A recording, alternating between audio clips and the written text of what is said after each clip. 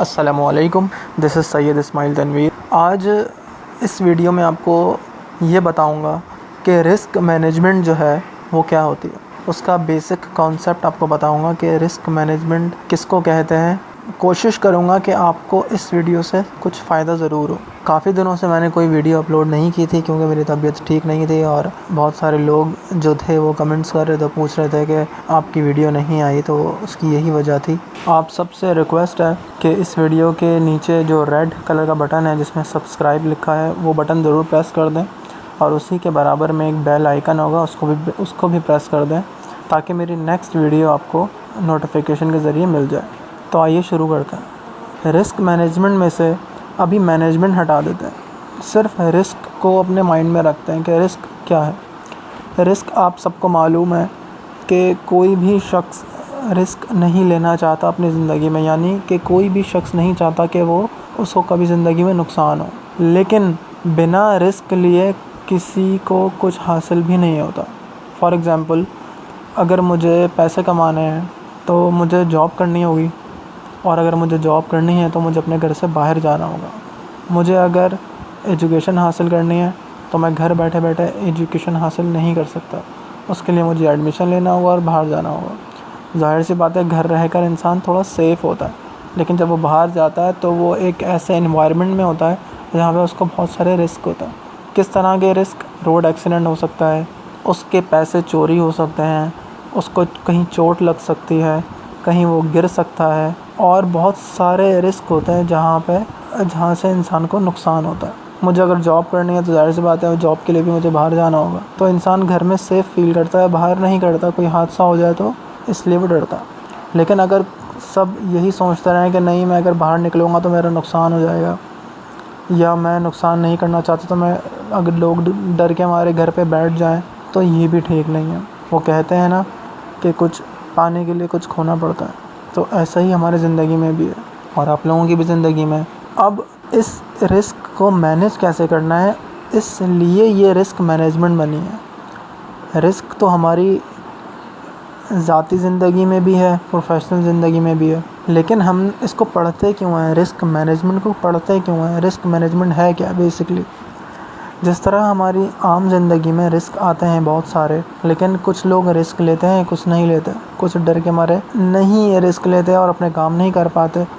कुछ लोग ज़्यादा अच्छा प्रॉफिट कमा रहे होते हैं, कुछ लोगों के हालात ज़्यादा अच्छे होते हैं, लेकिन वो होते भी हाई रिस्क पर हैं, रहते भी रिस्क पर हैं, उनकी ज़िंदगी में ज़्यादा रिस्क होता है। इसी तरीके से जब हम बात करें प्रोफेशनल वे में या कंपनीज़ के बारे में बात करें, अपने बिज़नेस के बारे में बात करें, वहाँ पर तो लाज़मी हमें रिस्क लेना होता है, क्योंकि बिना रिस्क लिए हम कुछ हासिल नहीं कर सकते। तो हर बिज़नेस में हमें रिस्क लेना होता है, लेकिन हमने उस रिस्क को फेस कैसे करना है, उस रिस्क को रिड्यूस कैसे करना है, उस रिस्क को रिकवर कैसे करना है, इसलिए रिस्क मैनेजमेंट पढ़ता है।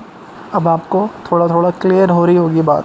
एक काम कर, आपको एक एग्जांपल से समझाता हूँ। दो घर लेते हैं, एक आपका घर और एक मेरा घर। आप मेरे नेबर हो। अब हुआ क्या कि हमें ये मालूम हो रहा है कि मौसम चेंज हो रहा है और अब आसार हो रहे हैं कि बारिश होने वाली है। आपको भी पता चल गया कि बारिश होने वाली है और मुझे भी पता चल गया। अभी हुई नहीं है, लेकिन हमें लग रहा है कि होने वाली है और बहुत तेज़ होने वाली है। अब होगा क्या कि आप ये देखोगे कि आपका कोई सामान ऐसा तो नहीं है कि बारिश के होने से ख़राब हो। फॉर एग्ज़ाम्पल, आपके घर में कोई सामान छत पर रखा हुआ है जो लकड़ी का है, या कोई भी ऐसा सामान के बारिश के पानी से जिससे आपका सामान ख़राब हो जाए, या आपकी गाड़ी घर के बाहर खड़ी है, कोई मोटरसाइकिल घर के बाहर खड़ी है और आपको लग रहा है कि तेज़ बारिश होने वाली है, तो आप फ़ौरन से जाएंगे उस गाड़ी या बाइक को अंदर कर लेंगे। आप अपने घर की छत पर जाएंगे, देखेंगे कि कोई ऐसा सामान तो नहीं है जिससे बारिश से नुकसान हो। तो आप लोगों ने क्या किया, जब आपको पता चल गया कि बारिश होने वाली है, तो आपने ये सारी चीज़ें प्लानिंग की और अपने गाड़ी और अपने मोटरसाइकिल घर के अंदर कर ली। लेकिन मैंने क्या किया, मुझे पता तो चल गया कि बारिश होने वाली है, लेकिन मैंने किया कुछ नहीं। मैंने कहा यार बारिश होने वाली है, अब क्या करूं? तो मैंने किया कुछ नहीं। अब हुआ क्या कि जब बारिश होकर ख़त्म हो गई, अगले दिन सुबह मुझे पता चला कि मेरे घर छत पे जो सामान रखा हुआ था वो सब ख़राब हो गया, और मेरी मोटरसाइकिल और मेरी जो गाड़ी बाहर खड़ी हुई थी वो भीग गई है और वो भी स्टार्ट नहीं हो रही। लेकिन आपने क्या किया, जब आपको मालूम हो तो आपने प्लानिंग कर ली और क्विक प्लानिंग करने के बाद उसको इम्प्लीमेंट भी किया। अब फ़र्क क्या हुआ, बारिश हुई हम दोनों के लिए, लेकिन नुकसान मुझे ज़्यादा हुआ और आपको कम हुआ। आपको कम क्यों हुआ? क्योंकि आपने रिस्क मैनेजमेंट की। आपने अपने घर में ही रिस्क मैनेजमेंट कर ली थी। आपने सारी प्लानिंग करके रख ली थी कि हाँ भाई ऐसा अगर हो जाएगा तो हम ऐसा कर लेंगे, ऐसा हो जाएगा तो ऐसा कर लेंगे। आपने कर लिया, इससे आपको फ़ायदा हुआ।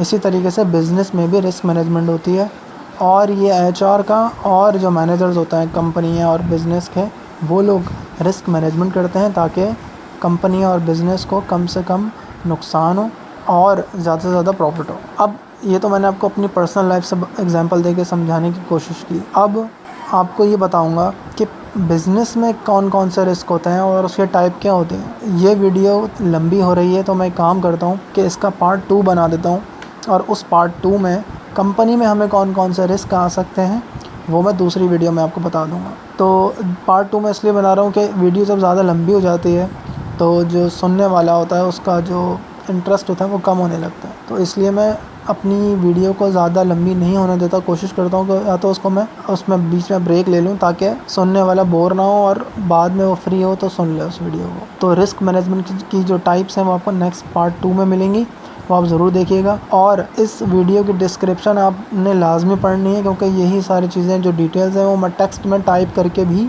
लिख दूँगा ताकि अगर आपको कभी ज़रूरत पड़े तो आप वहाँ से कॉपी पेस्ट कर लें। Thanks for watching.